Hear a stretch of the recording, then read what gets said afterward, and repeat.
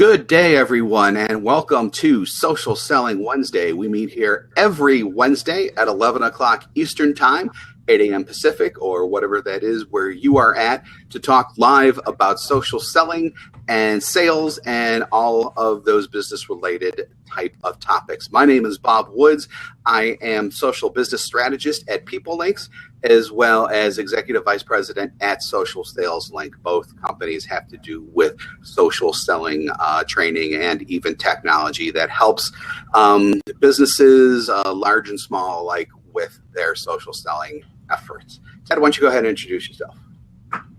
Thanks, Bob. I'm Ted Prodromou, and I'm the author of Ultimate Guide to LinkedIn for Business, Ultimate Guide to Twitter for Business, and I help people with their online advertising and social media strategies and all that fun stuff, lead generation online. Cool. Very cool. Very cool. We are normally joined by actually a growing list of people, but normally our third compadre is Michael DeGroot. He is with Staying Alive UK. He does much of what we do, but he also does something called storyboard animation and storyboard telling via video. And it's it's really cool what he does, and it kind of spins into what he does with social selling in terms of education, as well as just telling stories via storyboard animation. So hopefully he should be back next week. He's at some kind of conference or something like that in London today. He's out of the UK. So with that in mind, the format of what we normally do here is we'll note any changes that we've seen in LinkedIn over the past week or over the past couple of weeks. If something has happened and we think it's important enough to bring up again, and then each of us here will have our one thing to talk about, basically, which is something that either we've trained on in the past or something that we've seen in the LinkedIn community in general that we want to address. And as always, we do take questions during the session. So if you would like to pop into chat and send us a question, please feel more than free to do that. You can mark it as a question by typing, is it Q/ or /Q? I can never remember that. /capital Q. /Q, or just type it in the chat. Whichever way you want to do it, we will see it and we will answer it. So we like the show to be very interactive. And then we actually have 2 seats open today. So if you would like to join us via just audio, you can do that by clicking on one of the open seats. And if you want to join us via video and audio, please feel free to do that as well. So with that in mind, any changes that you've noticed in LinkedIn over the past week immediately, or just something else that we've discussed recently that we'd like to bring up again? Something that's been coming up in my world, everybody's asking about ProFinder. Yes, ProFinder. They seem to be rolling that out more aggressively. I was on the beta test like a year ago. Mm-hmm. And it's there, and now they seem to be rolling it out everywhere because I see people posting and they're asking me, "What is ProFinder? How do I sign up?" Yeah, that's interesting. So, when I first went to do it a couple of weeks ago, first of all, I was a little surprised that I was actually able to do it because some of you may know that I'm actually out of Lexington, Kentucky, which, while it's a great city and everything else, it's definitely not a San Francisco or New York in terms of size. So those are the type of markets where they beta tested the new, I don't know if you call it a platform. You probably just call it a platform, basically. Yeah. So for those of you who don't know what ProFinder is, I guess you can kind of describe it as kind of like Fiverr, I guess, except without the $5 thing going on. You can obviously charge more than that, but you can put yourself out there for your services, and then others will come in and engage you based on what you have about yourself in ProFinder. Is that a pretty accurate description of what it is, Ted? Yeah, it's kind of putting your ad on Craigslist in a way. Yeah, okay. Find it. Fiverr, Craigslist, that type of thing. Sure. We can definitely go with that. So, because I haven't seen it yet, what have your experiences been with it so far? So I've made my profile basically online marketing, online advertising, LinkedIn assistants. You have to kind of put yourself into a bucket. Okay. So I'm in the marketing bucket. Okay. There's social media. There's different categories you can go under. Okay. And what happens is people come across your profile and they invite you to submit a proposal. Okay. And it's like, oh, this is good. Okay. But my experience hasn't been great over the year. Okay. What's Some of the happened? things I run into, well, I don't know if it's just because I'm in the San Francisco area and there's so many people on it. You have to respond to these inquiries. They only take 5 proposals. So you need to respond within sometimes an hour or two. Oh. So if you don't check your email for an hour or two, that one's closed. So it goes right past you. Wow. So it's very popular. Obviously, people are responding to it. Right. My problem is people will put in a proposal like, I'm looking for ongoing marketing support. And that's it. So you have to submit a proposal or an hourly fee. Uh-huh. And then describe what you'll do for them. And I've never got anybody to respond back. So sometimes I thought I was charging too much. So one time I just put in $20 an hour to see if people would reply. I didn't get invited to participate. So I don't know. Now, how do you give a proposal for an ongoing marketing support and an hourly? You can do hourly. Mm-hmm. And that usually freaks people out. I don't usually charge by the hour anymore. I charge by the project. By the project, yeah, exactly. If you say, I work for $500 an hour, they're like, no way. Yeah, that's one way to scare off people. Is just even if you say $100 an hour, it just freaks people out. Yeah. So I mean, so when they come in with just these generic things, I mean, with these, I want online marketing services, period, and that's the only thing that they do there. Are you asking, or I guess probably a better way to put it is, if someone goes on ProFinder and starts using it, and they get these generic types of proposals or RFPs or whatever you want to call them, would you want to respond back asking for more detail before you can quote them, or no? It's a form. Or it doesn't work like that. It's a very limited form, and you can only put in so much information. You can't say, I'd like to learn more about your project before I propose. So it's really a simple brain dead form, and it needs some work. Yeah, so brain dead form equals brain dead proposals. It kind of sounds like at this point. Yeah, and they're targeting people like us who do large projects. Right. So you can't go in and say, well, I'll do that for $30,000. Sure. You don't even know what you're committing to. Oh. And yeah. Ongoing marketing. What's that mean? Yeah. And then, of course, the person out there is going, $30,000. What are they talking about? Yeah. So, so maybe, I guess it's probably just as well that I haven't put a lot of time and effort into this, because it sounds like a good idea, I think, in theory, to keep this within the LinkedIn community, because, hopefully you'll have somewhat like-minded individuals in terms of, people with whom they will want to do business with you, basically. But at the same time, it sounds like it needs work. I would like to see, even after they select someone, if they actually do hire someone, let us see what they committed to. Maybe not the company name, but just say, this person was selected, or this company was selected. Company XYZ was selected. And here's the proposal they put in. Okay. Just kind of see if people are actually hiring people through this, or maybe nobody's ever hiring through it. Yeah. So I guess two questions that immediately come to my mind are, is there like a rating system for these companies coming in? I mean, and can you rate them? Can they rate you? That type of thing. It's just very basic. Submit a form. You may get. It's kind of like sending your resume in through a fax machine in the old days. Maybe they'll find your fax. Maybe not. Wow. But they're only taking 5 submissions, so that makes it good if you're posting a project. You're not going to get you put a Craigslist ad up for an employee. You get hundreds of people applying, and most of whom have no idea what they're doing or talking about anyhow. So I guess it's a good idea, but it needs some work.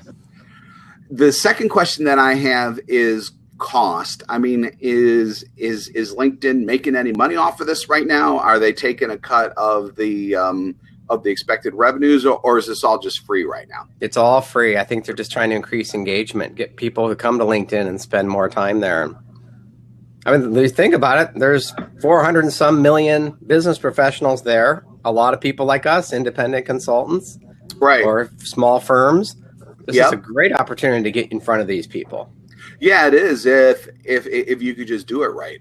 They're matching buyers and sellers, which is what LinkedIn is perfect for. Right. Yeah, exactly. They just, it sounds, I guess, kind of half baked at this point. So, and actually, as someone who actually in my deep background, I work for a startup that kind of built a LinkedIn type of thing for the corporate and commercial real estate fields, as well as architecture, engineering, and construction. So like that end of things. And we actually built and actually patented a reverse RFP system to where, let's say I was looking for a property, I could enter in the details of that property, and then that would match not only current listings that we had within the platform, but if someone had indicated on the other side of the transaction that that this is the type of thing that they did, they would actually get email notifications as well that this person is potentially looking for property in your area as well. So, I mean, I guess what I'm kind of saying is I feel LinkedIn's pain to a certain extent, because I've actually helped, was greatly influential, except for the coding basically. But, I greatly influenced that product. But at the same time, I got to tell you, we were pretty well nailed down by the time that we went into it. So this really sounds like they didn't put a lot of effort into it. So I don't know what else to say. And quite frankly, I wonder if they're infringing on our patent. I'll have to there see you go. about that.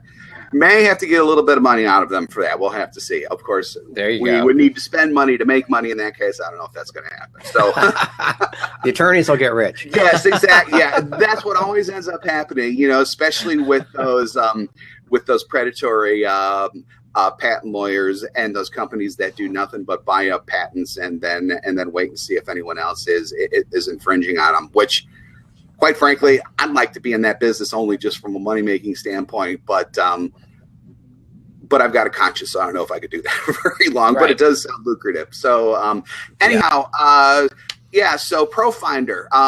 So if you meaning the other people listening in now or later, if you've had experience with it, or if you're thinking about doing it, come on back in subsequent shows. We would love to hear your experiences as well. So again, Social Selling Wednesday, every Wednesday right here on Blab at 11 a.m. Eastern. We always have the domain socialsellingwednesday.com pointing at the next Blab coming up too, so you don't have to go through and search and do all that type of fun stuff basically that you would normally have to do. Blabs are almost impossible to find unless you know the link. I know. And we can go off on another tangent on that, but I don't think even after I create my own, I can't find the link sometimes. I know, and sometimes they've actually started adding that funky number after that, but then it disappears, and it's just I don't know. But it's beta. Yeah, it's beta, and it is a great platform. I do really love this concept, but it is in beta, so I guess we all have to remember that as we continue to use it and go through things here. So just want to remind everyone that we are taking questions in chat, as well as you have the capability of popping in via audio and or video. If you want to show your face, we'd love to see it. If you just want to chime in via audio, we can do it like a radio show too. So go ahead and do that as well. Bruce Merrifield's on the call. Bruce, if you want to come on and share your project you're working on, he's working on this pretty amazing project right now. Bruce, come on in. Seriously, come on in and you don't have to do video. You can just do audio. You can just do audio. That's not a problem. We're not very demanding here. Just a little demanding. So if you want to come on in, go ahead and do that. Let's just see. I'm going to see who else we have here really quick. Cameron McLennan, if you want to come on in too, please feel free. And it looks like we've got a couple other viewers here who might not be logged in. So otherwise, I haven't really. I hate to admit this, but I've been so busy this past week with other things. I really haven't been on LinkedIn a lot, so I haven't seen a ton of changes. I'm trying to remember what are some of the changes that we've been seeing recently. I think that didn't someone mention having the ability to connect now and make customized requests directly from searches? Isn't that a thing now too? Hey, Bruce is here. Bruce. Yeah, that's me. Yeah. You can hear us and we can hear you. That's always half the battle right there. How you doing, sir? Hey, I'm doing fine. This is my first experience with this technology. Cool. What do you think of it? You succeeded in getting on the call. That's great. Very good. Just been listening and watching, and been wanting to use this concept in my project, but just haven't got to it yet. Okay. So, Bruce, tell us about your background, what you're doing, and your project, because it's an amazing project. Well, I retired from the fire service several years ago and started a powder coating business and ran that for several years and lost it to eminent domain. And at my age, I didn't want to start over in a regular brick and mortar business, so started looking at the internet and the things that were going to go on there. Okay. And looked like the direction to go. So totally not a computer person, but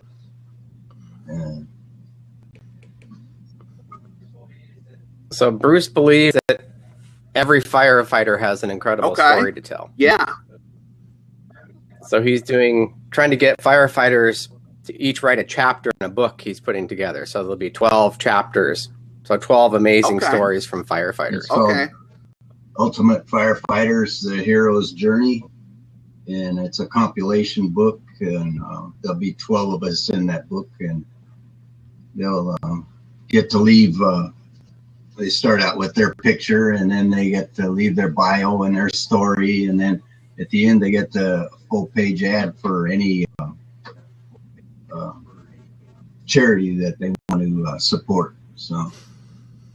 Oh, that sounds very nice. That sounds very nice. Yeah, and actually, just between we actually have a firefighter in our family, and I know that he definitely has some stories to tell. And then speaking of deep dives back into my just personal history, I was in television news locally for a very for a long time. So I responded. I was there at a lot of fires and things like that, and I saw what these men and women go through, and I mean, just hearing some of them talk at the time, and sometimes having beers with them afterwards, and things like that. It's I know that there's a lot of truly incredible stories out there about what you guys do. So this sounds like a fantastic project, and good luck with it. How are you coming along with people contributing?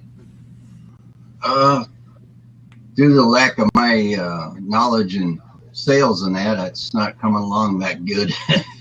But everybody I talk to about it, they think what a great idea, and they really want to do it, but nobody's stepping up to the plate to grab their chapter. And there, like you say, there's a lot of great stories out there. And the people know us as a big shiny truck, or they know us with the ugly turnout coats or the fancy uniforms, but they don't really know us. They see us doing our job and they think that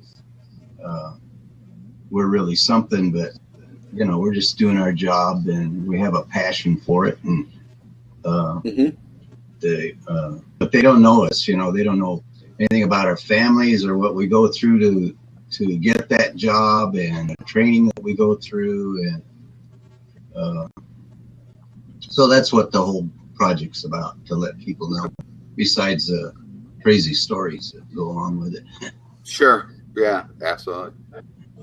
So I've been helping Bruce optimize his profile. That was going to be my next question. Exactly. And there's over 100,000 firefighters on LinkedIn. Wow. That's something.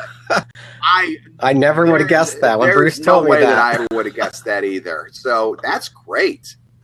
That's great. So are you starting to reach out a little bit to them now, or you're not? 5 to 10 of them a day. Yeah, that's good. That's a good number, I think. Yeah. So I don't want to overwhelm myself or the system. Right. Yep. Yeah. No. Exactly. Yeah. I mean, especially with LinkedIn, and that's actually a good tip for just anyone in general. If you take your activity, especially when it goes to outbound messaging from 0 to 100 miles an hour, basically, LinkedIn will notice, and they have ways of telling you to slow down, basically. So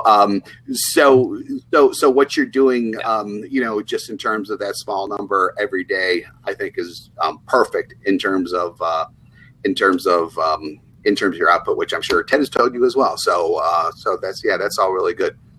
Yeah, he's been a great help. A great teacher, and I've enjoyed the bit that we worked together so far. So he's done a great job. Good. So Bruce, what's the website? It's thelegacylaunchers.com. The Legacy LAUNCHERS.com. Yeah. Okay, because I'm going to use that fourth window to drop in. See if this works. Sometimes it does, sometimes it doesn't. That's why it's beta, like we said.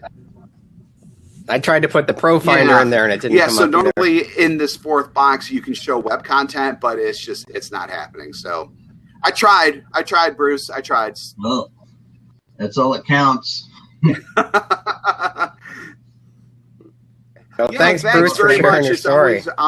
It's always good to hear different ways that people are using LinkedIn to help them in whatever business type adventure that they're doing. And we normally talk about sales and things like that, which is why I'm always happy to hear, these a little more non-traditional yet very, what is the word I'm looking for? Very logical and very legitimate ways to do it as well. So good luck on your project, and thanks for joining us. We appreciate it. Okay, thanks, Ted. Thanks, Bob. All right. You have a good day. Catch you later. Thanks, Bruce. See you later. Bye. Bye-bye. So cool. So that's very interesting. So never would have guessed 100,000 would be on there. That really is amazing. I would have guessed like maybe 10 or 20 or something like that, but it's like it just makes you wonder what other non-traditional groups are actually fairly well represented on LinkedIn that we don't even know about, that someone could potentially do something like that, or even like what Bruce is doing, do some good basically by just simply telling stories. I mean, he's not selling anything really, obviously, except to get these people's stories and have them write them and things like that. So that's fantastic. Right. So with that in mind, let's go ahead and move on to our one thing segment. This is where we bring up one thing that we've taught in the past that we think is important to bring up today, or something that we've been seeing on LinkedIn in terms of general trends and things like that. So Ted, why don't you give us your one thing first? My one thing is I preach it every day to my clients, be consistent, get on LinkedIn every day. And like you, the last 2 weeks, I've been very busy and I haven't spent as much time there as I usually do.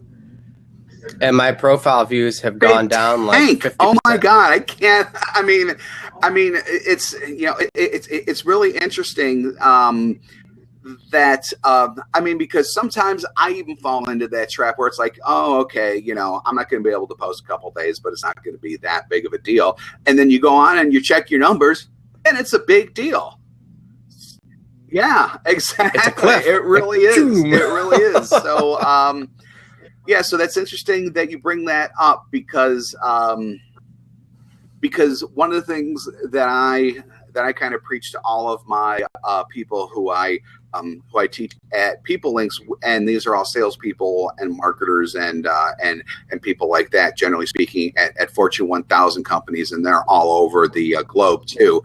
But I always teach them that you know, if you're doing sales processes on a day-to-day basis, you should really think of social selling and all of the things that go into that, which really isn't a lot necessarily, depending on how much you do. But you almost need to stop thinking of social selling as something separate. So, I mean, you know, if you're doing a certain number of calls, if you're reaching out to a certain number of people every day, every other day, or whatever, just work in social selling to that so that it just becomes sales, basically. I think that's probably the biggest thing there, which, I mean, you know, unfortunately the past couple of weeks, because I've been so busy, I actually haven't been doing a lot of regular sales stuff either. And trust me, it's showing right now. But yeah, I mean, so the way you want to kind of think of it is essentially, you know, doing all of these things, obviously in bite-sized type of chunks, basically, because that's how most people do the regular sales things too. You know, just toss that into the mix, basically. And you know, even if you're just commenting on some things, or you're sharing one or two things, it doesn't take that long to do most of this stuff. So just go ahead. 15 or 20 minutes a day makes a huge difference. It really does. And then, especially if you're using LinkedIn for those high visibility types of touches, especially as you're taking deals through to the close. And that's something that I teach, just in terms of keeping people who you're dealing with, where you already have a proposal into, just staying at top of mind there. I mean, if those activities lead directly to a close and get you revenue, why wouldn't you do that? Especially if you can get them through quicker, so that you could start working on other deals too. I mean, that's something that you would do at that point. I mean, there's no bigger ROI from a measuring standpoint as to take people through quicker and more efficiently as well. So the stuff really needs to become part of your daily or weekly or whatever routine. And just like Ted and I said, it's easy to fall off the wagon. We do the stuff all the time and we fall off the wagon. So, you know, you just, to continue with that cowboy metaphor, you just got to get right back up on that horse, basically, and just, you know, don't beat yourself up over it and just start doing it. I saw an interesting video yesterday. I can't remember who it was. But he was talking about, he called it never be selling. He said just be out there sharing information, touching people, sending little messages, and just keep that relationship going. And don't try to close people when you're doing your social media. Just try to get their attention and start conversations. Wow. And it's interesting because, gosh, lately I've been getting a lot of new clients, and I started asking, like, where are all these people coming from? Because I haven't been aggressively marketing. So I actually, something very profound here. Yeah. I ask them, how did you find me? Ask a question. Imagine that. Yeah. And they said, oh, I've been following you on social media for years. Good for you. So it wasn't that it was just a one-time thing. I've been doing this consistently for a few years, people have been following me, and now it's their Good time for you. to hire me. Good for you. So, I mean, folks, So- I mean, this stuff really works. I actually had a guy this morning for training who I unfortunately couldn't train because he had a lot of tech problems, so we rescheduled. But he really just wasn't getting what this is all about. He was about, I've never gotten anything off of LinkedIn. I'm not really sure why I'm doing this. So this is for a People Links client, someone that I didn't bring in, because when I bring in people, they're already mostly sold on social selling. This guy was definitely not sold on it yet. So as I explain some things, I'm hoping that he will, he was sounding kind of closed to the whole thing. So I'm hoping that when we have our next meeting, that he'll hopefully be a little more open to seeing how all this stuff works. But just overall in general, I do believe that probably within the next 5 years, social selling is just going to be selling.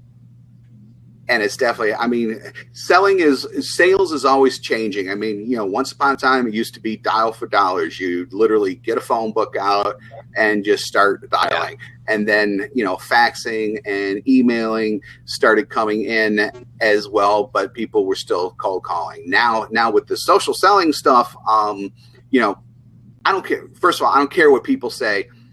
You still got a cold call. I mean, you're not going to be able to reach everybody via social selling, but you are going to be able to reach a heck of a lot of people through social selling. And even with your cold calls, you can use social selling techniques to help you get in better, faster, and with more information than you would if you're just going off of a cold list. So social selling really helps with all of this stuff.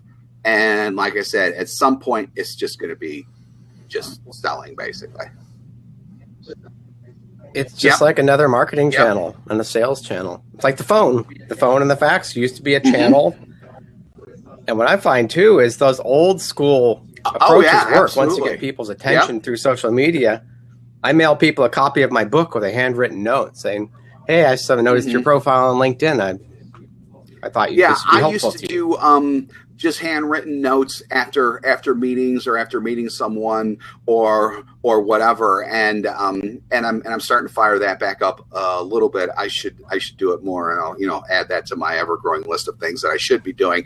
But nothing stands out more than someone receiving a handwritten note from someone. Basically, no one does it anymore. I mean, you talk about standing out in the minds of people. That's a fantastic way to do so.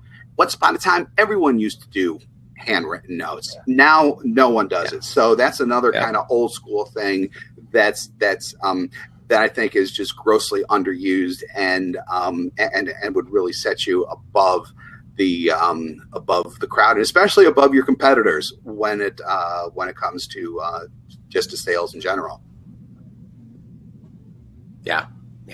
It really does. In fact, back when I was in real estate, this is a story that I always think about. But this residential real estate guy, he had an assistant, and he always told his assistant to have 10 stamped envelopes with cards for him first thing in the morning, every morning, for him to fill out. And if for some reason he didn't get to that stack of 10 on Monday, when he came to his desk Tuesday morning, he would have 20, and on and on and on and on. So, I mean, most people don't have assistants to do that type of thing with. But if you can get into that mentality, which I was in that mentality once upon a time, and it's hard to get into and it's easy to get out of, but it really does make a difference. I saw all kinds of action in terms of sales and selling that I just wasn't seeing before, just because I was just writing some cards. Yeah. It's like the simple happy birthday messages. That gets a great response. Yeah. It's just ridiculous. And it's funny. I actually have been doing those lately, and I think I've been getting a response about 30% of the time. So I actually borrowed Kurt's thing about having if your birthday is on a Monday, have this message Tuesday, this message Wednesday, blah blah blah, and things like that, basically. Yeah. And that works too. I mean, because it's a little more customized. People do come back with an observation about what I've written, basically, and it just this stuff works. It works because it's personal. It's all about the person. It's not about the sales process, although you're hoping that it will lead to a sale at some point. But, even if it doesn't, you could get a referral out of it, or there could be a sale farther down. That's just life. You just don't know. Yeah. I started asking a question in it too. I'll say, happy birthday, Joe. Hope you had a great day. And then I'll say something. I hope you did something fun. Or did you do anything fun for your birthday? And about 20% of the time, they'll reply to that. That's really good. Yes, it does. It starts a conversation. Some people tell you some pretty intimate details what they did. Oh, no. Oh, a little sorry to hear that, but yeah, exactly. I didn't even hear that one. But for the most part, they just say, "I had a great day. Thanks for asking." That's good to hear. That's good to hear. Yeah, it starts a conversation. So, for my one thing, I had a call a couple of days ago from a guy who was, or with a guy who is a bit more advanced with LinkedIn than I, quite frankly, had been expecting. So I was teaching him some things about advanced search and doing different types of searches and things like that. He was always like, "Oh, I know how to do that. I know how to do that." And I'm like, "Oh, okay. We're kind of getting into some real deep dive stuff here." But then I thought maybe he doesn't know about this thing. So I said, "Do you know how LinkedIn operates similar to caller ID?" And he looked and said, looked because we were on a screen share, but he said, "No, I don't know how." I said, "Have you ever looked through your Who's Seen Your Profile section?" And he just says, "No, what's that?" And I'm like, "Yes, I got him on something." So, so I basically went through how, Who's Viewed Your Profile is essentially like caller ID. So, for our purposes here, essentially, when people look at your profile, they're looking at it for some reason. Lord knows what. It doesn't really matter. It's an opportunity to start a conversation with someone. So, so if you just want to go to who's viewed your profile, just just click on their name to be taken to their profile and just send a message from there. Whether it's a first degree, second degree, or third degree connection, doesn't matter. Your messaging might differ a little bit depending on the degree, but even if it's a first degree, you could say something like, "Hey, Joe, it's Bob. Noticed that you looked at my profile. Was wondering if you had any questions. Maybe this is a good time for us to catch up. Do you want to set up a phone call?" Something like that. If it's a second degree connection, you could, or second or even third, you could write a similar type of message, just inquiring about why you are, why this person was looking at your profile. Or you could take it to the next level and actually request to connect, and then just do a message, something like, "Hey, Joe, I noticed that you looked at my profile. I looked at yours, and I think that there's some potential synergies between us.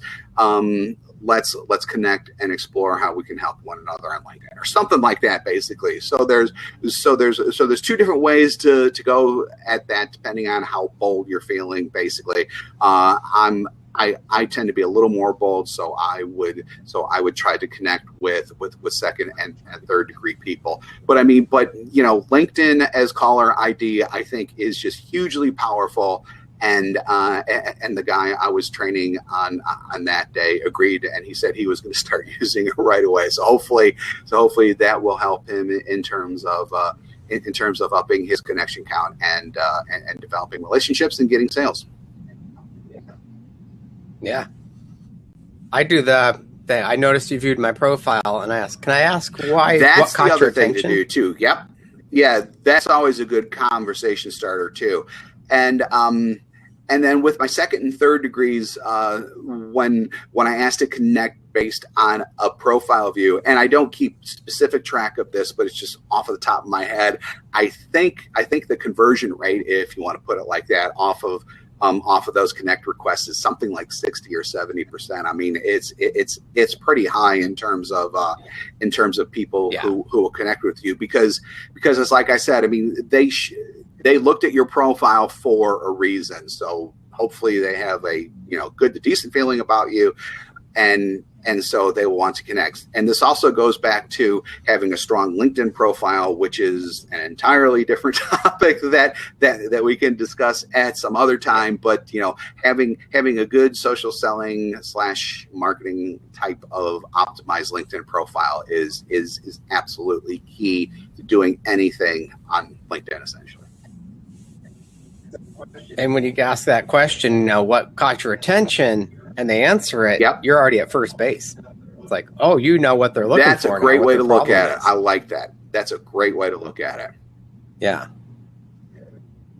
It's like we open the door now. We know what your issues are, or a little bit about what you're looking for. So good. The stuff isn't hard. It's just do a little play around. Yeah. We both like to experiment. Little bite-sized thing. It's all about testing as well. So, I mean, marketing people test all the time. You've heard of, A/B tests or split tests or whatever. I mean, no one in marketing ever expects to go out and have something succeed 100% the very first time they put something out. Although it'd be nice if it happens. It just doesn't happen. So that's why we test all the time, and that's why you should test all the time as well. And it doesn't work forever, too. It'll work for a while, then trends change or something changes. So you got to keep just constantly testing different things. That's a good way to put it. That's a good way to put it. So it's excuse me, I'm sorry. It's 11:42 right now.